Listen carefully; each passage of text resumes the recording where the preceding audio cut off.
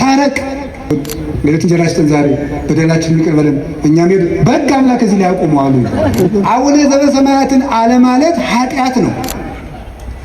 ብፁዓን ገባርያነ ሰላም እስመ እሙንቱ ውሉደ እግዚአብሔር ይሰመዩ የሚለው የእግዚአብሔር ልጆች እርቅን የሚያደርጉ ሰዎች ንዑዳን ክቡራን ናቸው፣ እነርሱ የእግዚአብሔር ልጆች ናቸው ይባላሉና ብሎ ጌታ ራሱ በምድር ተገልጦ ሲያስተምር የተናገረው ነው። አሁን እኔ ዛሬ የምነግራችሁ እዚህ የተሰበሰብነው የእግዚአብሔር ልጆች ስለሆንን ነው። የምናስቀድሰው የእግዚአብሔር ልጅ ለመሆን ነው። ንስሐ የምንገባው የእግዚአብሔር ልጅ ከመሆን እንዳንነጠል ነው። የምንጾመው የእግዚአብሔር ልጆች ለመሆን ነው። የምንመጸውተው የእግዚአብሔር ልጆች ለመሆን። በአጠቃላይ የክርስትና የመጽሐፍ ቅዱስ መጨረሻው ምንድን ነው ሲባል ማዕከሉ ሰዎችን የእግዚአብሔር ልጅ ማድረግ ነው። እዚህ የተሰበሰብንበት ዓላማ የእግዚአብሔር ልጅ ለመሆን ነው። ሰው ቅዳሴ የሚማረው የእግዚአብሔር ልጅ ለመሆን ነው። ሰው የቅኔ መምህር የሚሆነው የእግዚአብሔር ልጅ ለመሆን ነው። ሰው የድጓ መምህር፣ የዝማሬ መምህር፣ የመጽሐፍ መምህር የሚሆነው የእግዚአብሔር ልጅ ለመሆን ነው። ሰው በተክሊል የሚያገባው የእግዚአብሔር ልጅ ለመሆን ነው። ሰው የሚመለኩሰው የእግዚአብሔር ልጅ ለመሆን ነው። ሰው ጳጳስ የሚሆነው ለሊደርሽፕ አይደለም፣ የእግዚአብሔር ልጅ ለመሆን ነው። ማንም ሰው የእግዚአብሔር ልጅ ነው። የእግዚአብሔር ልጅ ለመሆን ነው እዚህ የተሰበሰበው። የምንኖርበት ዓላማ የእግዚአብሔር ልጅ ለመሆን ነው። አንዳንድ ጊዜ መንገዱን መዳረሻውን ካላወቁ መንገዱን ይስቱታል አይደል? የእግዚአብሔር ልጅ ለመሆን እንደምንኖር ካልገባን መንገዳችን ምን እንደምናደርግ አይገባንም ማለት ነው። የእግዚአብሔር ልጅ መሆን ማለት እሱን መምሰል ማለት ነው። አርአያውን አምሳሉን መፍጠር መምሰል። በነገራችን ላይ ኃጢአት ማለት ምን ማለት መሰላችሁ? ኃጢአት በዕብራይስጥ ቋንቋ ካታህ ይባላል። ካታህ ማለት ቱ ሚስ ዘ ጎል ማለት ነው። ምን ማለት ነው? ነጥቧን መሳት ማለት ነው። ዓላማን መሳት ወይም ደግሞ መመታት የነበረውን ዓላማ መሳት ማለት ነው። ኃጢአት ማለት እንደሱ ነው። ዓላማን መሳት ማለት ነው። ሰው የተፈጠረው እግዚአብሔርን ለመምሰል ነው። ስለዚህ ሲበድል ዓላማውን ሳተ ይባላል። ዓላማውን ሳተ። ኃጢአት ማለት ይሄ ነው ፍቺው። ኃጢአት እግዚአብሔርን ከመምሰል መሳት ማለት ነው። ዓላማን መሳት ማለት ጎልን ማሳካት ወይም ደግሞ ቱሚት ዘማረክ ይባላል። እሷን የተሰመረችልን መስመር ነጥቧን መሳት ማለት ነው። ሄደ ሳትነካት መቅረት ማለት ነው። ስለዚህ ኃጢአት ማለት እንደ ተፈጠርክበት ዓላማ ሳትኖር መቅረት ማለት ነው። እሱ ነው ኃጢአት ማለት። ጽድቅ ማለት ደግሞ እግዚአብሔርን መምሰል ማለት ነው። በኦርቶዶክስ ተዋህዶ አስተምሮ መዳን ማለት ከቅጣት ማምለጥ ማለት አይደለም። መዳን ማለት ከእግዚአብሔር ጋር መኖር ማለት ነው። ኦርቶዶክሳዊት አስተምሮ ከዌስተርን ቴዎሎጂ ከሚባለው የሚለየው በዚህ ነው። የኛ የኦርቶዶክስ ተዋህዶ አስተምሯችን መዳን ምንድን ነው ተብላችሁ ብትጠይቁ በኦርቶዶክስ መዳን ማለት ከእግዚአብሔር ጋር መኖር ማለት ነው። እግዚአብሔርን መምሰል የቴዎሎጂ መምህራን ቲኦሲስ የሚሉት ነው። የግሪክ ቃል ነው። ቲኦሲስ ማለት እግዚአብሔርን መምሰል ማለት ነው። እግዚአብሔርን መምሰል ሱታፊ አምላክ ይባላል ሲተረጎም። ለእሱ ነው የተፈጠርነው። ስለዚህ ለምንድን ነው የምውለው ብትሉ እግዚአብሔርን ለመምሰል። ለምንድን ነው የምናድረው? እግዚአብሔርን ለመምሰል። ባልና ሚስት በተክሊል ባይጋቡ ምን አለ? እግዚአብሔርን ስለማያስመስላቸው። ሳይቆርቡ ቢጋቡ ምን አለ? እግዚአብሔርን ስለማያስመስላቸው። ቢፋቱ ምን ችግር አለ? እግዚአብሔርን ስለማይመስሉ። የምንሰራው ስራ ሁሉ እግዚአብሔርን ለመምሰል ነው። ይገርማቸዋል። የተፈጠርንበት ዓላማ የእግዚአብሔር ልጅ ለመሆን ነው። እሱ ነው የምናደርገው።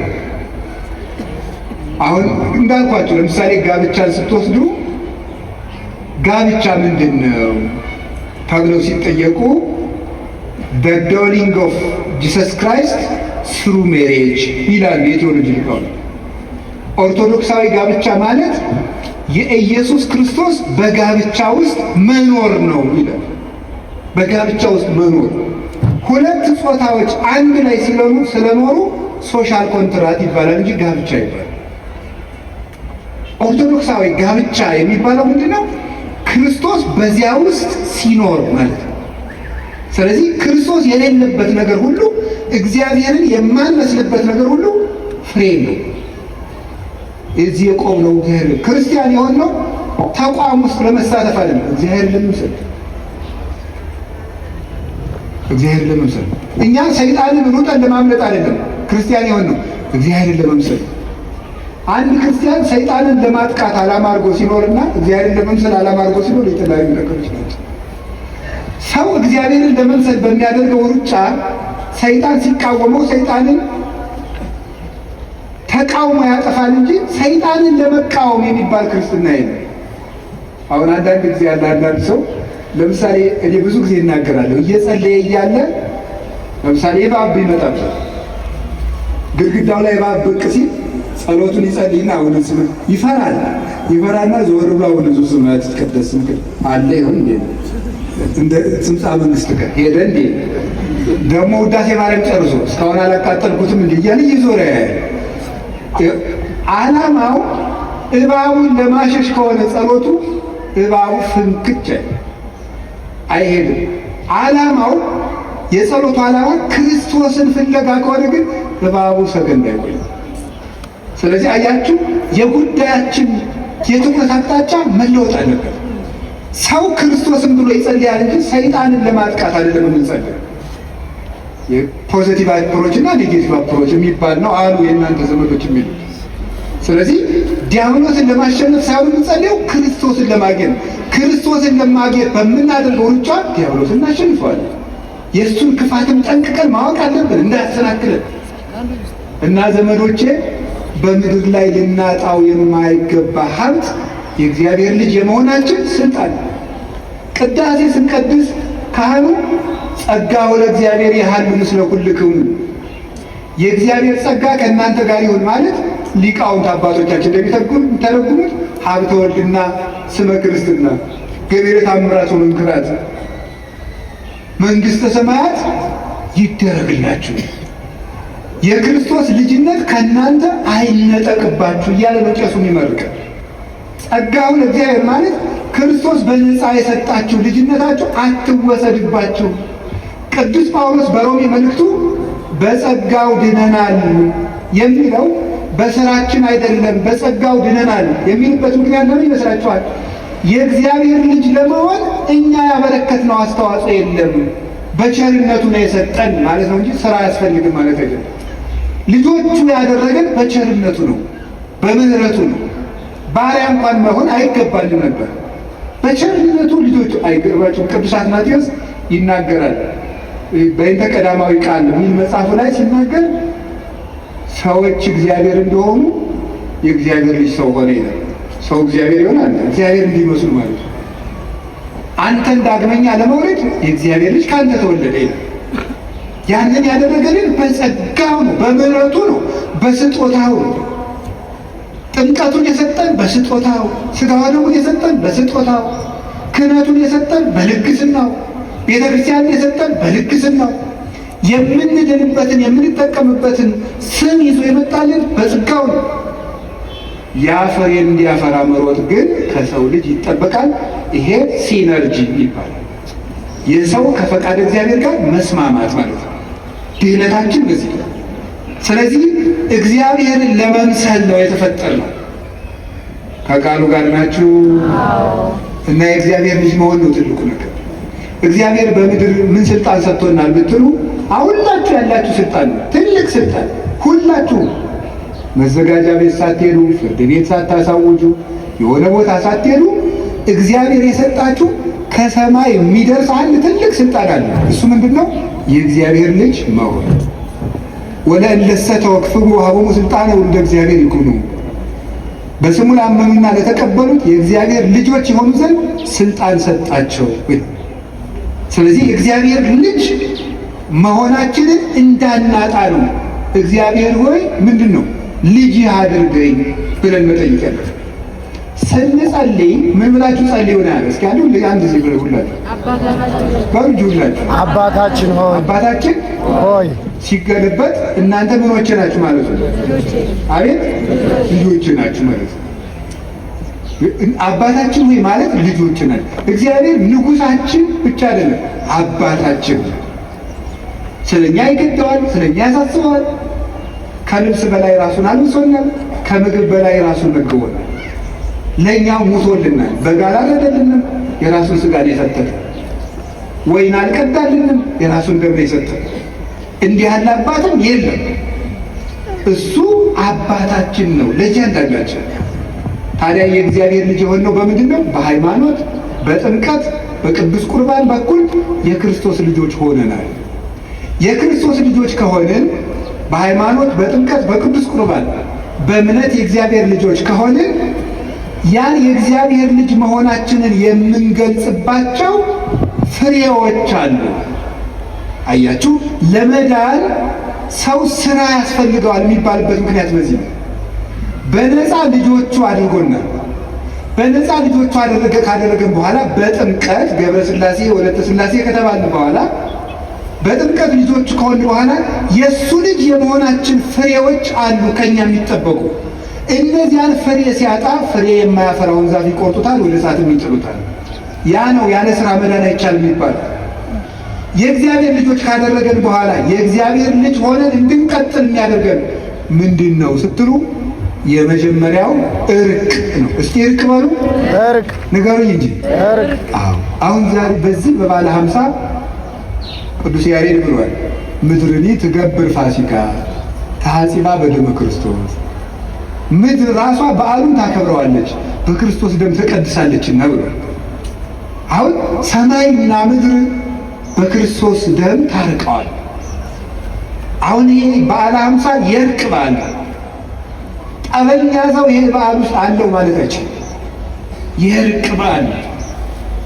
እርቅን የሚያደርጉ ሰዎች ብፁዓን ናቸው። የሚያስታርቁ ሰዎች ብፁዓን ናቸው።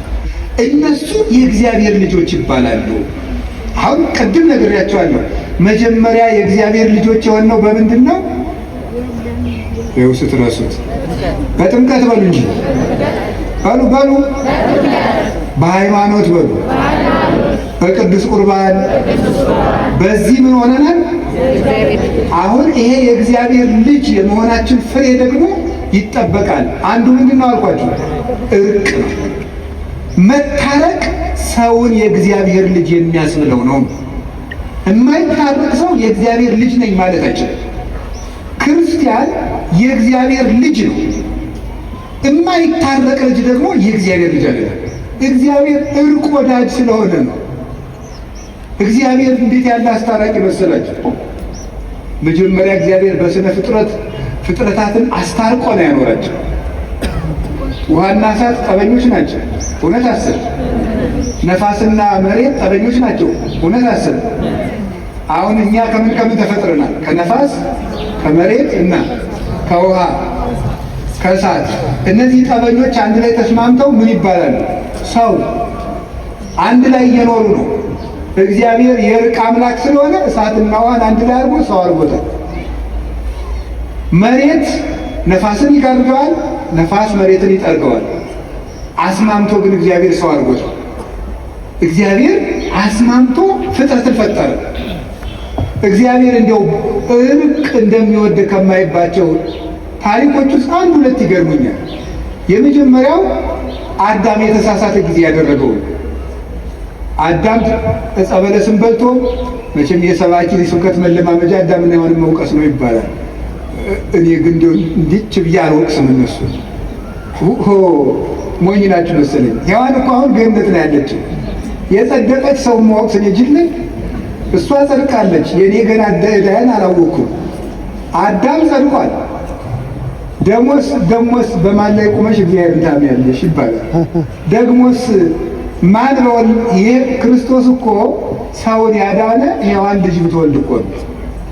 ሔዋን እኮ ውላልናለች፣ እናታችን ናት። በእውነት አዳም አባታችን ነው። ንስሐ ገብቶ ነው ክርስቶስ የተወለደ። አሁን አዳም በተሳሳተ ጊዜ እርቃናቸውን ሆነው አዳምና ሔዋን ሄደው በለስ ውስጥ ተሸሸጉ። እንዲያውም መጽሐፍ ቅዱስ ምንድን ነው የሚለው? ሄደው ከእግዚአብሔር ፊት ተሸሸጉ ይላል። ምክንያቱም ሄደው የተሸሸጉበት ቦታ ራሱ የማን ፊት ነው? እግዚአብሔር። አዳም እግዚአብሔር አዳምና ሔዋን ያሉበትን እያወቀ እንዲሁ ይገርማል እኮ አመጣጥ። በሰርክ ጊዜ ይሄን የገነቱን ቅጠሉን ምኑን ኮሽ ኮሽ ኮሽ ኮሽ እያደረገ አዳም በየት ነው ያለ እያለ መጣ። አይገርማችሁም? አዳም አላየው መስሎ ነው ቢለውስ፣ አንተ ቀጣፊ መጀመሪያ እንዲህ ከመሽሎክሎክ አትብላ ያልኩህን እንጨት ለምን በላ? አሁንም እያየሁ ነው እዚያ ዛፉ ስር ነው ያለ አይለውም ነበር? ቸርና ሰው ወዳጅ የሆነ መድኃኒዓለም በብሉይ ኪዳን የነበረው አካላዊ ቃል እግዚአብሔር አዳም ወዴት ነው? ሁላችሁ በግ ያጠፋ ልጁን እንደሚፈልግ አባት እኮ ነው። አባት በግ ጠብቅ ልጅ ብሎ ልጁን ያሰማራዋል።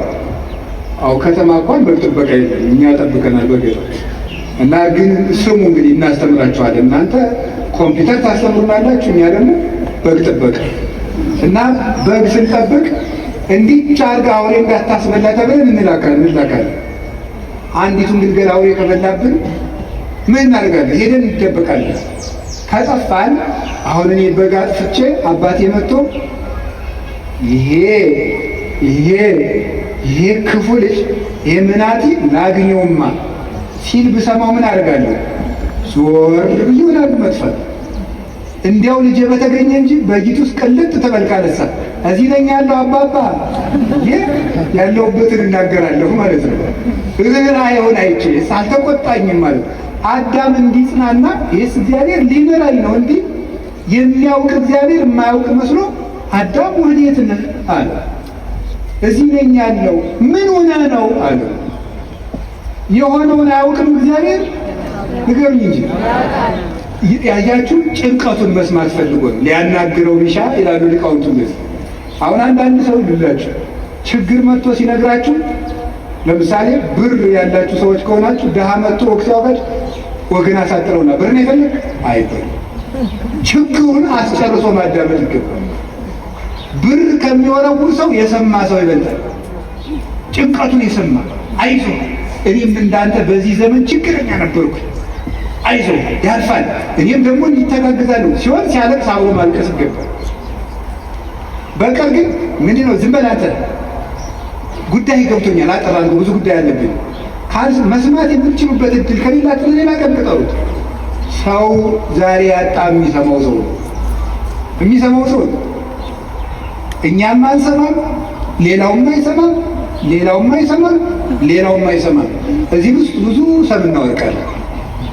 በቃ ሌላውም አይሰማም፣ ሌላውም አይሰማም። በቃ እኛም አንሰማም። ሚስትም ባሏን አትሰማም፣ ባልም ሚስትም አይሰማም። ውሎ ገብቶ ሰው አይደማመጥም። እንደ ዝንጀሮ ስልኩን ይዞ ቁጭ ነው፣ የሚሰማ የለም። በጣም አስቸጋሪ ነው በእውነት ማለት ነው። የሚሰማ ሰው ከጠፋ ዓለም የሚጠፋ ጆሮ ሲጠፋ ነው። ሁሉ አፍ ከሆነ ችግር እኮ ይገርማችኋል።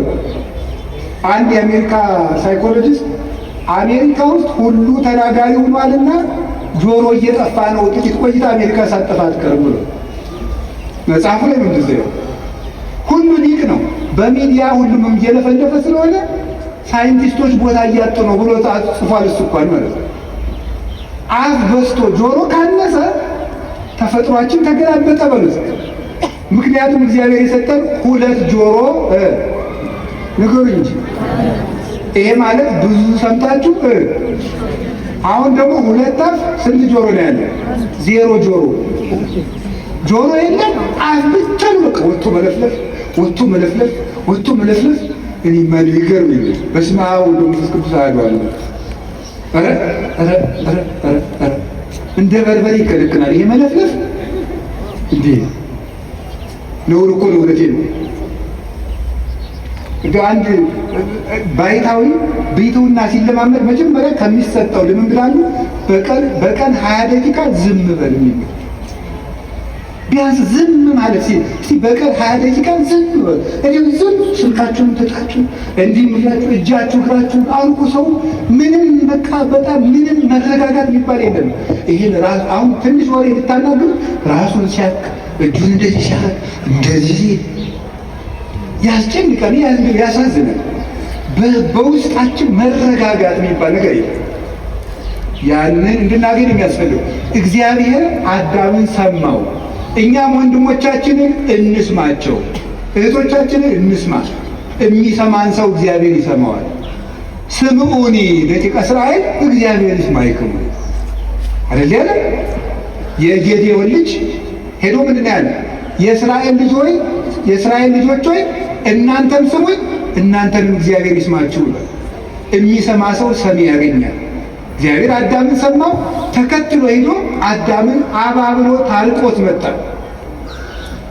አዳም በላ፣ ራሱ ኮበለለ። እግዚአብሔር ያለበት ዛፍ ድረስ ተከትሎ መጥቶ ታረቀው። አሁን ዛሬ ታረቁ ሲባል እኔ አልታረቅም። ቀጥሎስ እንዲሁ ትንሽ ሻል ያለ ሰው ካለ ባይሆን እሱ ይምጣ እንጂ ያለ ያጠፋ እሱ ሲባል፣ እግዚአብሔር ግን መጥቶ ነው የታረቀ። አዳምን ተከትሎ ሄዶ ታርቋል። እኛ ሰው ተከትለን ሄደን መታረቅ ሲገባል እየተከተሉ ምሕረት የሚለምኑን ይቅርታ የሚጠይቁንን ሰዎች እንኳን ይቅርታ እናደርጋቸው። ይሄ ታዲያ እግዚአብሔር ልጅ ያሰኛል? ስሳ ለሰላም ወዴግና ሰላምን ፈልጋት ተከተላት ይላል ቅዱስ ዳዊት። ፈልጋት ማለት ታረቅ፣ ተከተላት ማለት አልታረቅም ካለ ቤቱ ድረስ ተከትለ ሄደህ ታረቀው። ለምነህ ታረቅ፣ አንተ ለምነህ ታረቅ። ሰውየው መምጣት ቢያቅተው ትዕቢት ነው የሚያደርገን። ውስጣችን ያለው ራስ ወዳድነት ነው እንዳንታረቅ የሚያደርገን። ስለዚህ የእግዚአብሔር ቤተሰቦች ተከትሎ ሄዶ የሚታረቅ መሸነፍ አይደለም። ኦርቶዶክሳዊ ሰው ተበድሎ ተከትሎ ሄዶ በር ቢዘጋበት አንኳኩቶ የሚታረቅ ሰው ተሸናፊ አይደለም፣ እግዚአብሔርን ይመስላል። እርቅ መለመን እግዚአብሔርን ያስመስላል። እንዲሁ በሞት ያፈርሰውን ዛሬ የምነግራችሁ ዛሬ ከሰዓት ጀምራችሁ ለምናችሁ ቢሆን ታረቁ። የተጣላችሁ ሰው እንደዛ ካደረገ የእግዚአብሔር ልጅ እንሆናለን። የእግዚአብሔር ልጆች ከሆን ደግሞ የእግዚአብሔርን ምሕረት እናገኛለን። ሳንታረቅ ምሕረት ብንለምን ኢትዮጵያ ምሕረት አታገኝም። ምሕረት የሌላቸው እየጨመሩ ነው የሚሄዱት። እርስ በርሳችን ከታረቅን ግን ምሕረት ይገባናል። ለሀገር ምሕረት ያመጣል እግዚአብሔር። ሰው ከልጁ ጋር መታረቅ አቅቶት፣ ከጎረቤት ጋር መታረቅ አቅቶት፣ ከዘመዱ ጋር እንዴት ቅዱስ ዮሐንስ አፈወርቅ ይላል፣ እግዚአብሔር ጠላቶቻችሁን ውደዱ ቢለን ወዳጆቻችንን ስንጠላ ብንገኝ እንደምን ያለ ፍርድ ይጠብቀን ይሆን? ጠላቶቻችሁን ውደዱ ብሎን ወዳጆቻችንን ስንጠላ ከተገኘንማ እንዴት ያለ ፍርድ ይገባን ይሆን? አሁን እኮ እግዚአብሔር ያሳያችሁ፣ ክርስቶስ ያመልክታችሁ። ሰው ቤቱ ውስጥ ሰላም አጥቶ የሀገር ሰላም ነው። እኔ እውነቴን ልንገራችሁ፣ ኦርቶዶክሳውያን እንታረቅ፣ ለሀገር ምሕረት እንዲወርድ። ብዙ ደም እየፈሰሰ ነው፣ ይበቃል። ሰው ያለ ዕድሜው እየተቀጨ ነው። እናት ያለ ጧሪ እየቀረች ነው። ብዙ አይኖች ደም እያለቀሱ ነው። እንታረቅና እግዚአብሔር ይማረን። የጨካኝ ልብ እግዚአብሔር ይመልስ። እኛ እንታረቅ፣ ይቅር ባዮች እንሁን። በሞት ያፈርሰውን ይቺ ቤተክርስቲያን የይቅርታ ምልክት ነው። ለምሳሌ ይሄን ቆብ ታዩታላችሁ። ነው የለበስኩት ቆብ አባ ጴሜን የሚባል አባት ምን ይላል? ቆብሰ ትምህርተ ይዋሃት ይዲ፣ ቆብ የይቅርታ ምልክት ነው። ቆብ ይቅርታ የማያደርግ መነኩሴ አይባልም። ቆብ የይቅርታ ምልክት ነው። ምክንያቱም ይሄ በዕለተ ዓርብ ክርስቶስ የደፋው የሸዋ አክሊል ነው። ክርስቶስ የሸዋ አክሊል ደፍቶ ይቅር ሲል ነው ሲጣላ ነው ያለ። ይቅር ሲል ነው። ክርስትና ይቅርታ ነው። መስቀል የያዝነው ለምንድን ነው? ልንዋጋበት ይመስላችኋል? ይቅር ልንልበት ነው። አንገታችን ላይ ማተብ ያሰርነው ይቅር ልንልበት ነው። ያለ ይቅርታ በፍጹም የእግዚአብሔርን ፊት ማየት አይቻልም። ቅዱስ ዳዊት ርትዕሰ ትሬው ገጹ ወርትዕሰ ትሬው ገጹ፣ ቅን ሕሊና የእግዚአብሔርን ፊት ታያለች አለ። እንደሱ ያለ ፊት ማለት ነው። ጠላቱ እያሳደደው ይቅር የሚል ዳዊት። የአምላክ ልብ የተባለ እኮ እንደ አምላኩ ይቅር ባይ ስለሆነ እና እግዚአብሔር አዳምን ተከትሎ ታረቀው። ኋላ ደግሞ በጣም በሚያስደንቅ ሁኔታ እግዚአብሔር ቀድሞ ካደረገለት በላይ ለአዳም ትልቅ ነገር አደረገለት። መጀመሪያ እግዚአብሔር ትቢያውን አንስቶ የአምላኩን መልክ እንዲይዝ አድርጎ ፈጠረው። ይህን መያዝ ባይሆንለት ደግሞ ወደ ሰዓራ ያለው የባሪያን መልክ ይዞ አምላክ ወደ ምድር መጣ። ይህ ፍጹም ይቅርታ ነው። እንደምን ያለ ይቅርታ ነው! በእግዚአብሔር መንግስት ላይ በተነሳ በጠላቱ ለአዳም የእሱን መልክ ይዞ መምጣት ፍጹም የሆነ ምሕረት ነው እግዚአብሔር ለሰው ልጆች ያደረገው። ማን ንጹሕ ልብስ እያለው አደፋ ልብስ ይለብሳል? ማን ሀብታም ሆኖ በድሃ ጓሮ ይገኛል? ክርስቶስ ግን እፎ ቤተ ነዳይ ሀደረ ከምስኪን፣ እንዴት እንደ ምስኪን ከድሃ ቤት አደረ፣ በበረት መካከል ተወለደ። ይህ ፍጹም ይቅርታ ነው። ያም ብሎ ደግሞ ስጋውን ቆረሰ፣ ደሙን አፈሰሰ። ይሄ ፍጹም ይቅርታ ነው። በምስማር ለሚመቱት እጆች ይቅርታን አደረገ። ይሄ ፍጹም ይቅርታ ነው። እናንተ በአይሁድ ትደነቃላችሁ፣ እኛ እድሜያችን በሙሉ ስንሰቅለው አይደለንም የኖር። አይሁድ እኮ አንድ ቀን የቸነከሩት ኃጢአት በሰራን ቁጥር እኮ ክርስቶስን እየሰቀልን። እግዚአብሔር ስንት ቀን ነው የማረን ወገኖች? እግዚአብሔር ስንት ቀን ትቶልናል? እግዚአብሔር ስንት ቀን የዕዳ ደብዳቤያችን ፍቋል። እኛ ግን እስካሁን የይቅርታ ልብ የለም። ቅዱስ ዮሐንስ አፈወርቅ እንደተናገረው ዓርብ የክርስቶስ ደም ሲያርፍበት አለቱ ሲሰነጠቅ የአይሁድ ልብ ግን እንደተዘጋው አለ። ልባችን እስከ ዛሬ ተዘግቶ ይቅርታ የለው፣ ምሕረት የለው። አንኳኩ ይከፈትላችኋል አለ። የልባችን በር ተዘግቶ ምኑን በር ነው የሚከፍትልኝ? ራዕየ ዮሐንስ ምዕራፍ 3 ላይ አንብባችኋል። በደጅ ቆሜ አንኳኳለሁ፣ የሚከፍትልኝ ካለ ገብቼ እራት እበላለሁ። ክርስቶስ ዛሬም በደጅ ቆሞ ያንኳኳል። የተዘጋ ልብ ነው ያለው። ወንድሞቼና እህቶቼ ይቅር ባዮች ነው። ያን ጊዜ እግዚአብሔር ይቅር ይለናል። ብፁዓን መሐረያን እስመ ሎሙ ይምህርዎሙ፣ የሚራሩ እንዳን ክቡራን ናቸው፣ ለእነሱም ፍቱርቱ ሥላሴ ይራሩላቸው ብሎ ነግሮናል። ምሕረት የእግዚአብሔር ልጅ ምልክት ነው፣ የመሆን ምልክት ነው። የተጣላ ማስታረቅ እግዚአብሔር ልጅ ነው። ባልና ሚስትን ፈልጋችሁ አስታርቁ። አሁን እግዚአብሔር ቤተክርስቲያኒቱን የሚመታት ትዳርን በመምታት ባልና ሚስትን ፈልጋችሁ ጭራችሁ አስታርቁ። እውነቴን ነው። ፈልጋችሁ ነው። በዚህ ዘመን ጉርብትናም ቀረ። ከተማ የሚን ሲያበላሽ አይቀርም። ያው ማለት እቺ እንትን ስላለች ማለት ነው። ግብ የሚባል ነገር ስለመጣ ምንም የለም። አሁን ድሮ ገጠር ስናድግ ምንድን ነው መሰላችሁ? የሆነ ጭቃ ስናወካ ምናምን ልጅ ነን የሆነ ጎረቤት ካገኘን የመቅጣት መብት አለው። አባቴ አይደለም ግን በደንብ አድርጎ ይገርፈኛል። ዋስጠራ ብሎ ነው የሚገርፈኝ። ሄጄ ደግሞ ይቆጡልኛል ብዬ ለእናት አባቴ ገሌ እኮ ደብድቦኝ ሲባል ደግ አደረገ እሰይ እኔ ይጨምሩልናል እንዲያውም ማለት ነው። ያ ነው ኢትዮጵያዊነትን ያቆየው ማለት ነው። አሁን የጎረቤትን ልጅ መቆንጠጥ ይቻላል? አሮስ ጭራሽ አሁንማ ጭራሽ ልጅን መቆንጠጥ አይቻልም ነው እንጂ አቢዩዝመንት መጨቆን ልጆች። አሁን እኮ ልጅ እያሳደግን ሳይሆን በሬ እያደለብን ማዳበሪያውም ይመስለኛል በ13 ዓመታቸው እንዲህ የሚሉ ልጆች ነው የሚመጡት።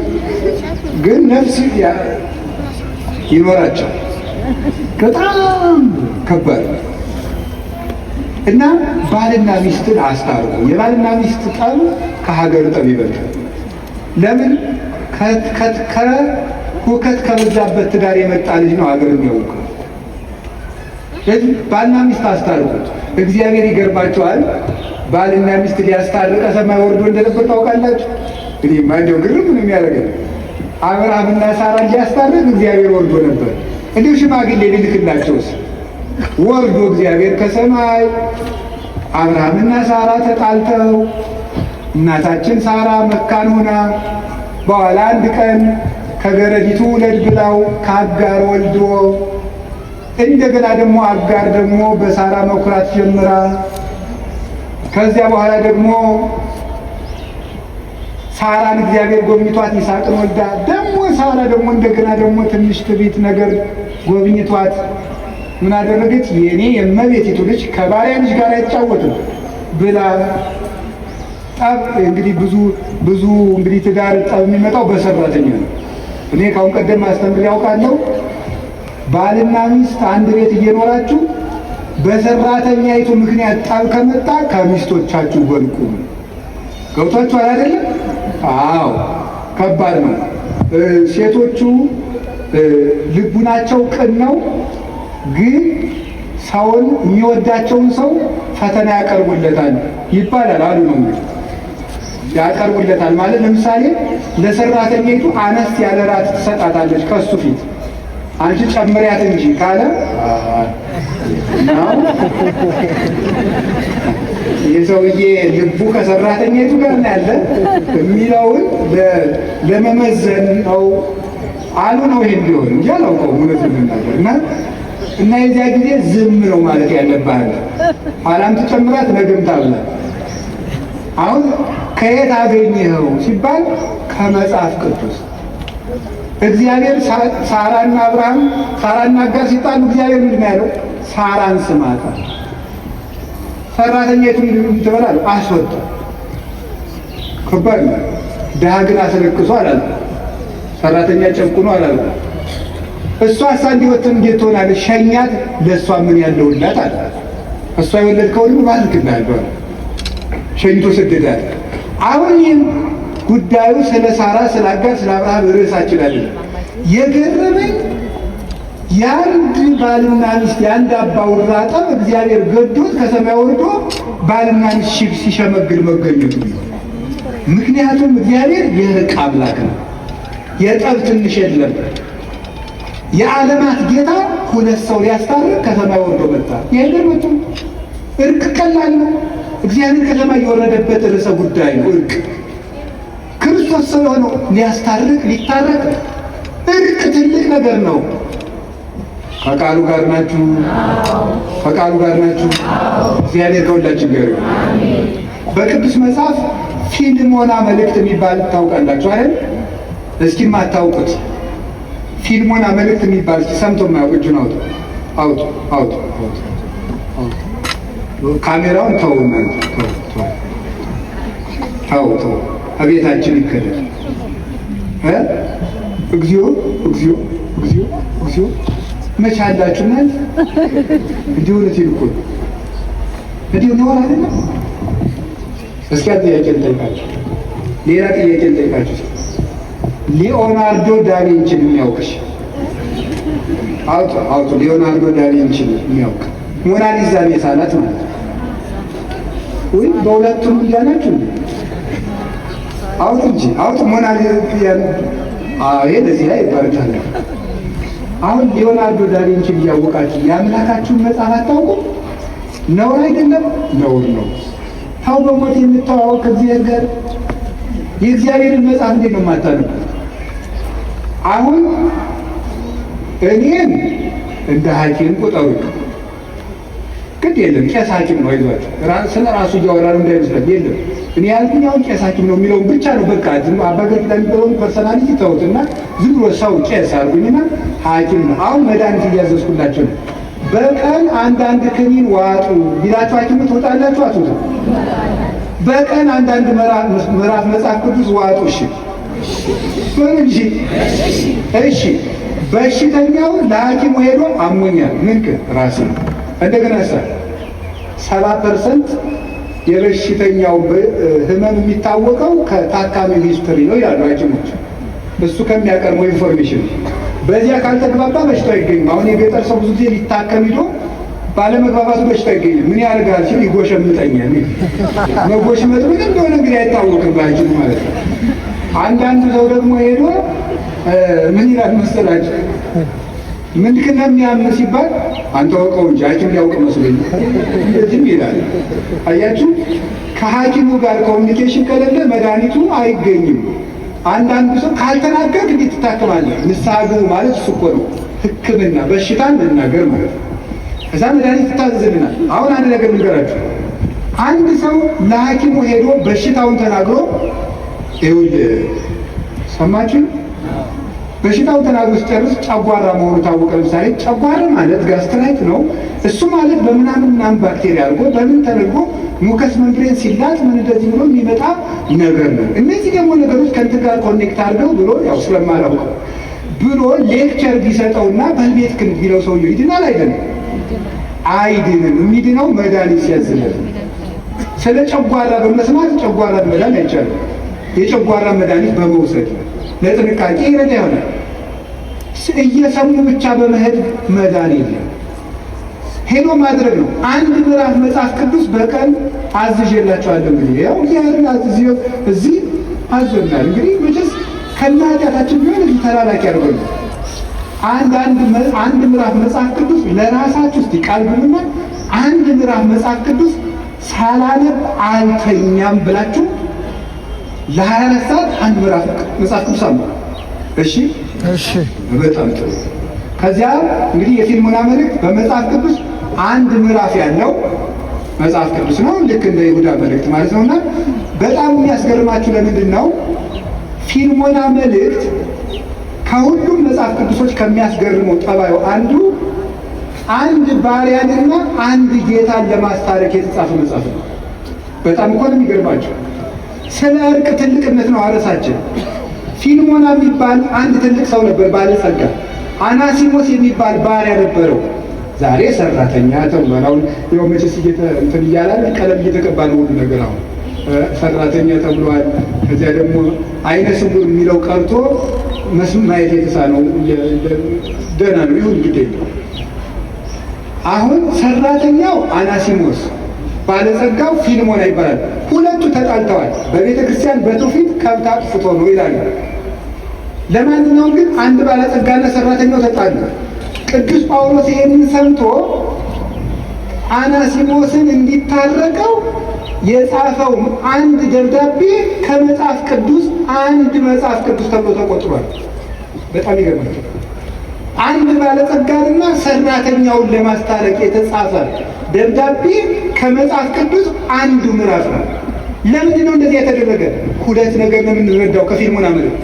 አንደኛው ሰው ክቡር መሆኑን፣ ሁለተኛው እርቅ ትልቅ መሆኑን ነው የምንረዳው። እንዴት ሰው ለማስታረቅ የተጻፈ ደብዳቤ መጽሐፍ ቅዱስ ይጠረዛል? ሰው ክቡር ነው። ሎሌም ቢሆን ክቡር ነው። ሰው ሎሌም ቢሆን ሰራተኛም ቢሆን ክቡር ነው። ታረቅ፣ ከሰራተኛ ጋር ካልታረቅ ከዚህ ጋር አትታረቅም ብሎ ጻፈል። ሰራተኛ የበደለ ያጠፋብህ ሀብት ካለ እኔ እከፍልሃለሁ በእኔ ቁጠረው ብሎ ነው ቅዱስ ጳውሎስ ያስታረቅ። ዋሱ ነው ማስታረቅ። ስለዚህ ዘመዶቼ እርቅ ትልቅ ነገር ነው። ታረቁ ታረቁ። እርቅን የሚያደርጉ ሰዎች ብፁዓን ናቸው። እስኪ አንድ ጥያቄ ልጠይቃቸው። አንድ ንጉሥ ፎቶ ይለጠፋል። ፎቶ ተለጥፎ የንጉሱን ፎቶ ስንቀድ የንጉሱ ወታደሮች ቢያዩን ሀ ይሸልሙናል፣ ለ ይቀጡናል። ምረጡ እንጂ። አቤት ለምን? አቤት የከተማ ሰው ሲናደድ የጓደኛውን ፎቶ ይቀዳል ይባላል። እውነት ነው ማለት አንድ ለምሳሌ ዘለቀ የሚባለው ምን የሆነ ተክሉን በሉ ብቻ የሆነ ሰው ከጓደኛው ጋር ሲጣላ ድሮ ተማሪ እያሉ የተነሱ ፎቶ ካለ ቅድድድ ያደርጋል አሉ። እውነት ነው ሳይሆን አይቀርም። ጥያቄው ፎቶውን የሚቀደው ማንን በመበቀል ነው? ንገሩኝ እንጂ ፎቶውን በመናቅ ማንን እየናቀ ነው? በጣም ጥሩ። እንግዲያማ ሰው የማን ምስል ነው? ስለዚህ ሰውን ስንንቅ ማንን ነው የምንንቀው? እግዚአብሔር ነው የምንንቀው። ሰውን ጥለህ መጥተህ ሰውን ተጣልተህ አንተ ምናምን አንተ ወዘተርፈ በዘሩ ሰድበው፣ በድህነቱ ሰድበው፣ በመልኩ ሰድበው፣ በድንቁርናው ሰድበው ስትጨርስ እዚህ መጥተህ ደግሞ አባታችን ሆይ በሰማያት የምትኖር በደላችን ይቅር በለን እኛም የበደሉንን ይቅር እንደምንል። ተው እንጂ። አንድ ካህን ሁለት ሰዎችን ለማስታረቅ ተቀምጠው ቢሉ አልታረቅላቸው አሉ። በሉ ለጸሎት እንነሳ አሉ። ለጸሎት ተነሱ። ብሎ አባታችን ነው የሚለው። አባታችን ነው ሳይታረቁ ነው እኮ በሰማያት የምትኖር ስምህ ይቀደስ፣ መንግስትህ ትምጣ፣ ፈቃድህ በሰማይ እንደሆነች እንዲሁም በምድር ትሁን፣ የዕለት እንጀራችንን ስጠን ዛሬ፣ በደላችንን ይቅር በለን እኛም በሕግ አምላክ እዚህ ላይ ያቆሙ አሉ። ለምን እኛም የበደሉንን ምን የሚላለው ይቅር እንል ዘንድ የሚላለው። እግዚአብሔር ላይ ለምን ድራማ ትሰራለህ? ታረቅ። አቡነ ዘበሰማያትን አለማለት ኃጢአት ነው። ሳይታረቁ አቡነ ዘበሰማያት ማለት ደግሞ በእግዚአብሔር ላይ መዘበት ነው። እግዚአብሔር ደግሞ አይዘበትበትም አይደል ያለ ቅዱስ ጳውሎስ። ስለዚህ ሁላችንም እንታረቅ፣ ከዛሬ ጀምሮ እንታረቅ፣ እንታረቅ፣ እንታረቅ። እኔ የተጣሉ ሰዎች ገጥመውኝ ሳስታረቅ የምጠቀማት አንዲት ነገር አለች። ከጠቀመቻችሁ ልንገራችሁ። ሁለት ሰው ሊታረቁ ተቀምጠው እምቢ ካሉ አይ አባ አልገባህም፣ ሰውየው እኮ እንዲህ ያደረገኝ ሰው ነው፣ እንዲህ ያደረገኝ ሰው ነው፣ እንዲህ ያደረገኝ ሰው ነው፣ እንዲህ ያደረገኝ ሰው ነው ሲለኝ አንድ ጥያቄ ነው ጠይቅ፣ ከክርስቶስ ትበልጣለህ ነው የምለው። አልበልጥም። እንግዲያስ እግዚአብሔር እንዲያደርጉ ተደርጎ ምን ብሏል? ታርቋል። ብዙ ባልና ሚስት በዚህች ንግግር ታርቀውልኛል። ከክርስቶስ ትበልጫለሽ፣ ከክርስቶስ ትበልጣለህ እላለሁ። አልበልጥም ካልክ ታረቅ፣ አልታረቅም ካልክ እንዲሁ ከሆነም ደግሞ እሱ ይምጣ፣ ከሆነም ደግሞ እሷ ትምጣ አይባልም። ሄደህ ታረቅ። ዛሬ ስለ እርቅ ነው የምነግራችሁ። የጻድቁ ቤት የእርቅ ቤት ስለሆነ አባታችን አቡነ ተክለ ሃይማኖት ዓርብ ቀን አይደለ አንድ ሰውዬ መጥቶ የጣዖት አምላኪ ልጅ መጣ። ከዚያ በኋላ ውሃውን ባርከው ወተት አድርገው ጠጣ አሉት። አይ መርዝ ልትሰጡኝ ስለምትችሉ ቅመሱልኝ አለ። ደቀ መዝሙራቸውን ቅመስለት አሉት። እንዲህ አባታችን በጾሙ አለ። ልጄ ከጾምማ ፍቅር አይበልጥም አሉ አቡነ ተክለ ሃይማኖት። ከጾም ፍቅር ይበልጣል። የምግብ አድማ እኮ አይደለም። ጾምማ እንግዲህ አሁን ሰው ውፍረት ለመቀነስ እየጾም አይደለም፣ እየጾመ ነው። አሁን ሳይበላ ያድራል። ከንቸር ብሎ ነው የሚያድረው፣ አቋሙን ለማስተካከል ብሎ መከራውን እያየ ማለት ነው። የጾምማ ጉዳዩ ፍቅር ነው። ፍቅር ከጾም ይበልጣል። ስለዚህ የእርቅ ቤት ላይ ነው የቆመው። የተክለ ሃይማኖት ልጆች ከሆን እንታረቅ። ዛሬ ጀምራችሁ ሄዳችሁ ታረቁ። በሰው ልካችሁ የተጣላችሁትን ይቅር ባዮች ሁኑ። ቤታችሁን ይቅርታ አስለምዱት። ሕፃናትን ሳይቀር ይቅርታ የመጠየቅ ልምድ በቤታችሁ ገንቡ። ባለትዳሮች ሕፃኑን ልጃችሁን የ5 ዓመቱን ልጅ እናንተ ካጠፋችሁ ይቅርታ ማለት አለባችሁ። ነገ ይሄ ልጅ ይቅርታ ይጠይቃል ማለት ነው። ይቅርታን ያውቃል። ባል ከልጆቹ ፊት ሚስቱን ይቅርታ ብሎ ማሳየት አለበት።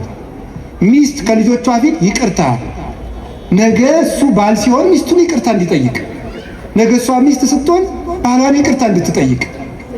ይቅርታን ስላልተማርን ነው አሁን ይሄ ተራራ ልብ ይዘት ብለን እንዲህ እንደ ዶሮ አውራ ዶሮ ነው እንደዚህ ኩፍስ የሚለው አውራ ዶሮ ይመስል ልባችንን አሳብጠን ነገ ክርስቶስ ለሚነደው የእግዚአብሔር ልጅ የሚያደርገን እርቅ ነው። አሁንም ስለ እርቅ ትልቅ ነገር ሰውን መንቀፍ፣ በሰው ቂም መያዝ፣ ወንድምን መጸየፍ እግዚአብሔርን ከኛ ይሰውረዋል። ይገርማቸዋል። ሰውን በልብ ራሱ መታዘብ። አንድ መልአክ የሚገለጥለት አንድ ሰው ነበር። በጣም የተጠቀመ የበቃ ቅዱስ ነው። ደግሞ አንድ አስመሳይ ሰው ነበር። ያ ሰው ጽድቅ ያደርጋል። የሚያደርግ ግን ሰው ሲያየው ነው። ወይም ጽድቅ የሚያደርገው ሰው እንዲያየው ነው። እና አንድ ቀን ያ መልአክ የሚገለጥለት የበቃው ቅዱስ ያኛው ለሰው ብሎ ጽድቅ የሚያደርገው ሰው ሲመጣ ሲያየው አለ። ምንም ማለት እንደዚህ ነው ያለው። እንደዚያ ሲል መልአኩ ከፊቱ ተሰወረ። በኋላ ጸልዮ ሲገለጥለት እግዚአብሔር ለምን ሲገለጥለት ለምን የተሰወርከኝ ሲለው ለምን ባልንጀራህን ትመታለህ? ዛሬ ለሰው ብሎ ጽድቅ ቢሰራ ነገ ለእግዚአብሔር ብሎ መስራት ይጀምራል። ልጅም እንደሚሆን የሚያስበው ኃጢአተኛም እንዳቅሙ ነው የሚያስበው። ማሳደግ ነው እንጂ መወርወር ምን ያደርጋል ነበር ያለ። ስለዚህ የእግዚአብሔር ቤተሰቦች ሰው ምን እንደሆነ ማን ያውቃል? የሰው ልብ ማን ያውቀዋል? ጥልቅ ነውና ብሏል ነቢዩ ኤርምያስ። የሰው ልብ የሚያውቅ የለም። ሰው ምኑ ሰካራም እንደሆነ በምን ታውቃላችሁ? ተመንጥሎት ይሁን አጥቶ ይሁን በአስተዳደግ ተበድሎ ይሁን አደጋ ደርሶበት ይሁን ጎዳና ላይ የወጣ በምን እንደሆነ በምን ታውቃላችሁ? አናውቅም። ለማናውቀው ወንጀል እንዴት ፍርድ እንሰጣለን? ምክንያቱም እናውቃለን። እኛ እገሌ ለምሰካለም እንደሆነ አናውቅም እኮ። ሰው ወዶ ሌባ ይሆናል ብላችሁ እንደሆነም ይሆናል። እንዘልለት ገሃነምን ባያውቅ ነው ብለን እንላለን። እንታረቅ ሰውንም እናስታርቅ። ቁልቁለት ወርደን አቀበት ወጥተን ከሰው ሰውን አታስቀይም። እንዲሁ በሞቴ እረፍት። እኔ ትናንትና አንድ ሰው ነግሮኛል። ሰው ስለነገረኝ ነው፣ እግዚአብሔር የሚያውቀው ሰው ነው የነገረኝ። አንዲት ልጅ ሰው በኮሜንት ስለሰደባት ራሷን አጠፋች ብሎ ሰው ነግሮኛል ትላለች። በጣም ያሳዝናል። እውነቴን ነው የምነግራችሁ። እንዴት ክቡር የእግዚአብሔርን ፍጥረት ሰድበን እንገላለን በእውነት ማለት ነው። አሁን እዚህ በኋላ ራሱ እኮ አንማርም። ይገርማችኋል እኮ